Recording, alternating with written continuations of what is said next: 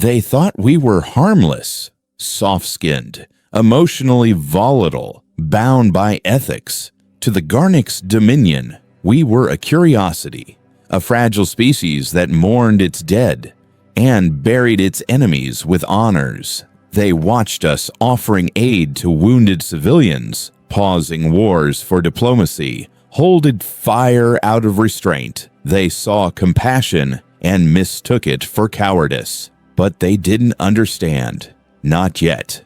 Our rules weren't limits. They were leashes, self-imposed chains we wore willingly because we know what happens when we take them off.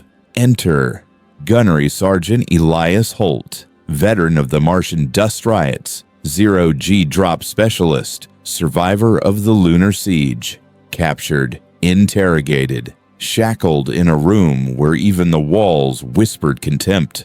Tell us, human, what is this war crime? A limitation? A failure threshold? Holt looked up and smiled. It wasn't joy. It wasn't kindness. It was the kind of smile that drops the temperature in the room, no matter how warm the air is. No. A war crime is what we choose not to do. Not because we can't, but because once we do, there's no coming back. You think restraint is weakness? Try watching a species tear itself apart with weapons we buried out of shame.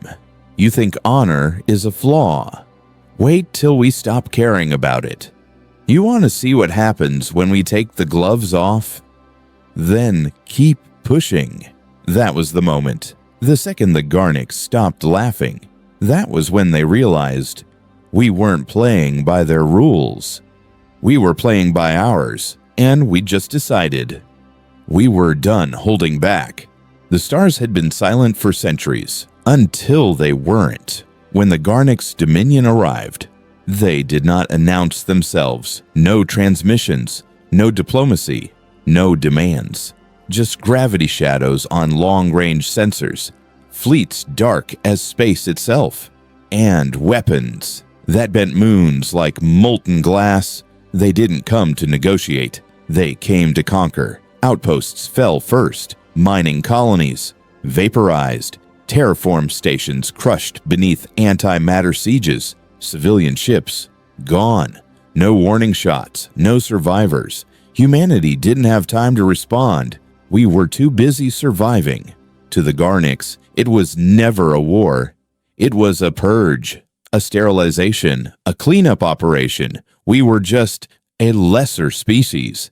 They had mastered energy beyond physics. Ships with no heat, soldiers with no mercy, a million-year empire behind every calculation.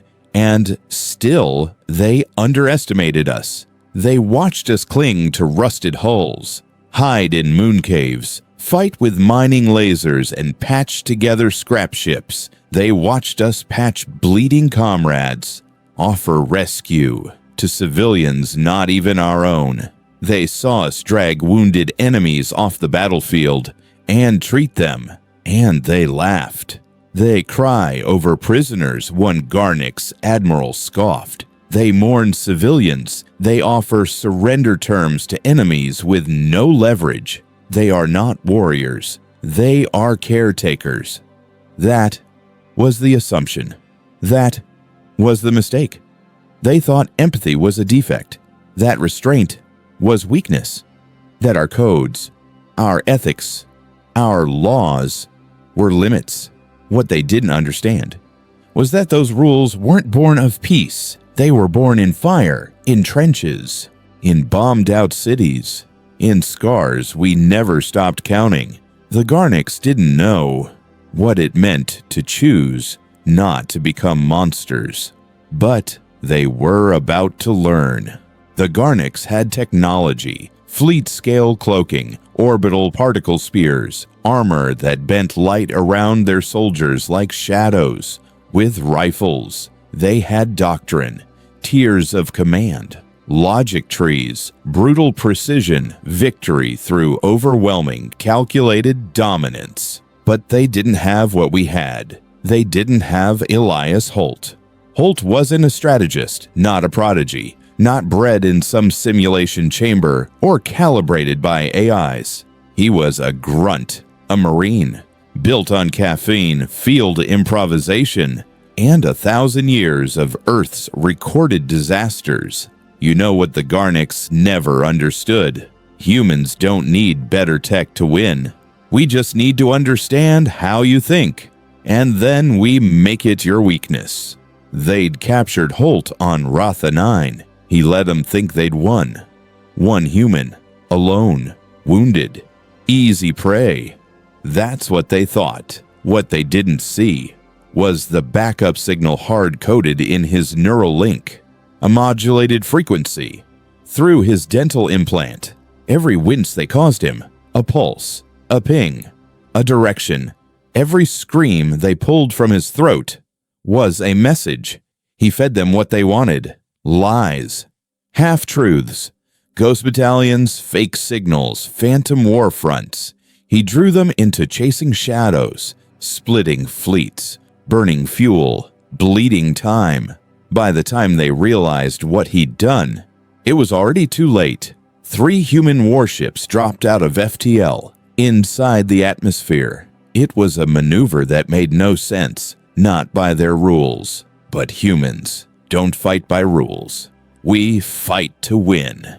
The Garnics facility never raised shields. We didn't give them time. Holt walked out of that inferno. Plasma burned, limping, coughing blood, but smiling. Same smile as before. Same threat. You thought I was the victim, he told them. You were the battlefield. The Garnics couldn't understand it. Not then. How a man with no weapons, no backup, and no advantage outplayed an empire. Our power isn't in tech. It's in our chaos, in our instincts, in our ability to take your strength and flip it. Because when you expect logic, we give you humanity. And nothing in this galaxy is more dangerous than a human who's already lost everything, except one who knows exactly how to make you lose yours. History will mark it as a shift, a point where diplomacy died and something older, colder, uglier took its place. We called it Protocol Black, but to the Garnics' dominion, it was the moment they learned the truth, that humanity was never harmless, just merciful. For the record, we tried. We offered parley. We offered surrender terms. We even offered sanctuary for defectors, Garnic scientists who wanted peace. They responded by firebombing a civilian moon, not a military depot, not a fleet yard, a refugee colony, Tellerus 3, population 27,408, mostly children, families, elderly. No weapons, no shields, no warning. What they left behind wasn't rubble, it was ash. There was no press release, no declaration, no speech from EarthGov Command, just silence and one order: Protocol Black initiated. That day, we turned off the safeties. All of them. No more targeted strikes, no more engagement ethics, no more proportional response. The gloves didn't just come off. We buried them. The first retaliatory wave wasn't even about killing. It was about sending a message, one older than any of their civilizations: fear. We dropped kinetic asteroid cores into their agri-rings. Didn't destroy the planets, just cut them off. Their food networks collapsed in 18 hours. That was day 1. Day 2, we sent in the ghost infantry. No life signs, no heat, no transmissions, just black armor and silence. They didn't just kill command crews. They made statements with their corpses, messages in blood from Earth's forgotten wars. Then came the nanite storms, weapons we swore off, banned under Martian accords. Protocol Black erased the books. The clouds crept into Garnic ships, ate their biotech, devoured implants, liquefied brains. Commanders screamed into empty air, and the fleets went dark. Elias Holt watched from his recovery pod, broken, bandaged, barely alive. He didn't flinch. He just said, "They thought I was the threat. They haven't met the part of us that stopped caring. That's what changed the war. Not our tech, not our tactics, our restraint being gone. We chose not to go back. But once we did, the Garnics collapsed. Fleet cohesion shattered. Entire sectors surrendered to drones. They tried to bargain. They tried to beg. But it was too late. You don't break the rules. Laugh while we hold them. And then plead when we stop. Because when we let go, really let go, we don't bring armies. We bring extinction with a conscience. It's not that we're monsters. It's that we remember what monsters look like because we buried them inside us and gave them names. The war was over. Garnic's high command was dissolved. Their war cruisers scrapped. The last of their generals stood trial on Luna under human law, which, despite everything, gave them lawyers, gave them rights. Some said we should have spaced them, but we didn't, because that wasn't the point. Elias Holt sat on the terrace of the Arcadia Memorial overlooking what was once a scar on Europa's surface, now rebuilt, green, alive. A young officer joined him, uniform crisp, eyes bright, questions bubbling just beneath the silence. "You want to know why we held back?" "I mean, yes, sir. We had the tools, the tech. We could have ended it in a cycle." "That's exactly why." He didn't bark. He didn't snap. He just looked out at the ice plains, watched them shimmer like stars. You think the monsters were out there, that the Garnics were the threat. The real threat was what we'd have to become to beat them. You see those protocols, those treaties, the ethics they laughed at. They weren't chains. They were cages to keep us in, because we knew. We'd seen Earth burn twice. We had archives of napalm on bone, of nerve gas echoing through children's lungs. Our ancestors looked into the abyss and recorded it, so we'd never forget. The Garnics never understood. War was sport, conquest, honor, but to us, war was loss. War was failure, a choice made when every other door was closed. And even then, we walked through it, knowing it would cost something we might never get back. I watched good men smile as they deployed what we locked away for a reason, because in that moment, it didn't feel like justice. It felt like permission. We won. Yes, but not without cracks. Some soldiers came home hollow. Some couldn't face a mirror. Some didn't come home at all, not because they died, but because they became something they couldn't carry back, and we mourned them too. That's why we had rules, not to protect them from us, to protect us from what we could become. So, are we the good guys? No, but we're trying to be. That's the core of it, not the weapons, not the victories. But that when the smoke cleared, we still asked if we'd done the right thing, that we could look at the worst of ourselves and not flinch, that we chose restraint, not because we were weak, but because we remembered what strength had cost us. In the end, humanity didn't win because we were stronger. We won because we remembered what it means to be human, even when it hurts. Even when we fail, even when the galaxy forgets, we don't. The battlefield was silent, not because the war was over, but because something far greater had changed. The Garnic's dominion, once arrogant conquerors of star systems, were suing for peace.